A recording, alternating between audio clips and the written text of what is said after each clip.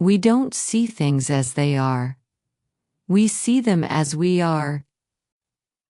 This is a quote from the writer Anais Nin, and it contains a quiet, unsettling truth. It suggests that the world we experience is not a direct, objective recording of reality. It's a broadcast that is heavily edited by our own internal state, our beliefs, our emotions, our need for control. We think we are looking out through a clear window, but we are actually looking at a reflection in a mirror. There is no better proof of this than a small, mundane object you have probably encountered hundreds of times, the crosswalk button. Picture yourself at a busy intersection. You're in a hurry. You press the button. You wait. Nothing happens. You press it again, maybe a few more times, with increasing force, as if the button's compliance is somehow linked to your level of frustration. The feeling is one of powerlessness, of being at the mercy of an indifferent system. Your goal is to make the light change. But what if the button's goal is not to change the light? What if its goal is to change you? In many major cities, like New York, a significant number of these crosswalk buttons are what technicians call placebo buttons. They are not connected to the traffic light's control system. The light cycles are fully automated and optimized for traffic flow. Pushing the button does, from a mechanical standpoint, absolutely nothing. And yet, it works. Studies have shown that the presence of these buttons dramatically reduces pedestrian frustration and anxiety. The act of pressing the button gives us a sense of agency, an illusion of control. It changes the narrative in our head, from I am passively waiting to I have logged my request, and the system is now responding. The objective reality, the amount of time you spend waiting, is identical.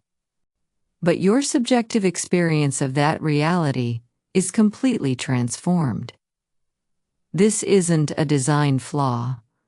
It's a profound insight into the human mind.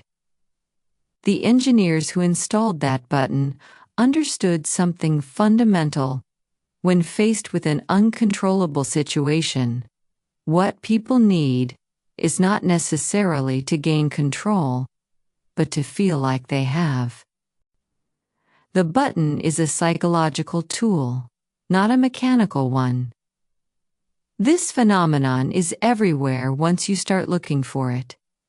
The closed door button in most elevators was deactivated for public use decades ago by law. Yet we still press it, and feel a flicker of satisfaction when the doors eventually close on their own. The office thermostat that isn't connected to the main HVAC system, but gives employees a dial to turn, satisfying their need to regulate their environment. These are not just quirks of engineering. They are evidence. They are proof that our internal state is not a passive response to external events, but an active ingredient in them. The button doesn't change the world, but our belief in the button changes our experience of the world. This forces us to ask a much larger and more uncomfortable question. How many of the other buttons in our lives are placebos?